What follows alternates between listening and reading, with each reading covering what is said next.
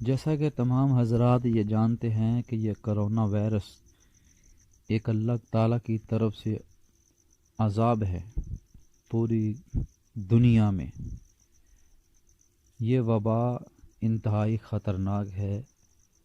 لوگوں کو یہ وبا دیکھ کر، لوگوں کی اموات دیکھ کر قیمتی جانیں اس سے ضائع ہو رہی ہیں۔ یہ منظر دیکھ کر اللہ سے توبہ استغفار کرنی چاہیے کہ اے اللہ ہمیں اس سے نجات عطا فرما۔ پوری دنیا میں لوگ ہم روزانہ دیکھتے ہیں، کوئی کلمہ پڑھ رہا ہے، کفار کی بات کر رہا ہوں، وہ سپر پاور، وہ امریکہ، ٹرمپ کی ویڈیو آ رہی ہیں، لوگ دعائیں استغفار کر رہے ہیں۔ تو میرے بھائیوں، پاکستانیوں، ہم یہ دیکھو اللہ کا دین پھیلانے والے تبلیغی جماعت والے، ہم ان سے جھگڑ رہے ہیں، ان کو مار رہے ہیں۔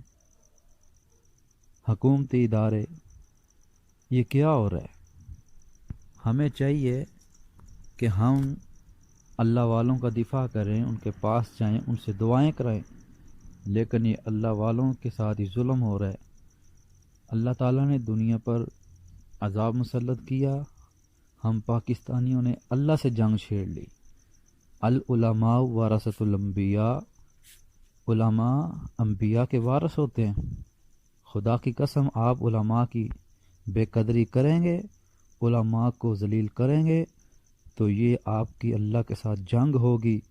تو یہ اگر جنگ تم نے اللہ کے ساتھ چھیڑ لی، پھر اس کا اختتام بہت غلط ہوگا، اس کا انجام بہت برا ہوگا۔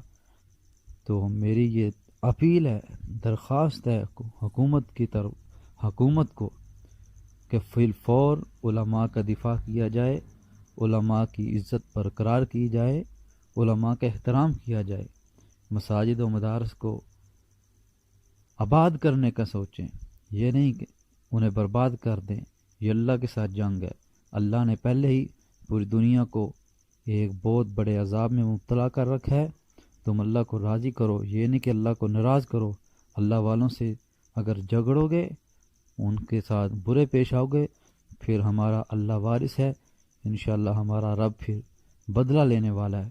تو اللہ تعالی ہم سب کو علماء سے محبت کرنے کی توفیق عطا فرمائے۔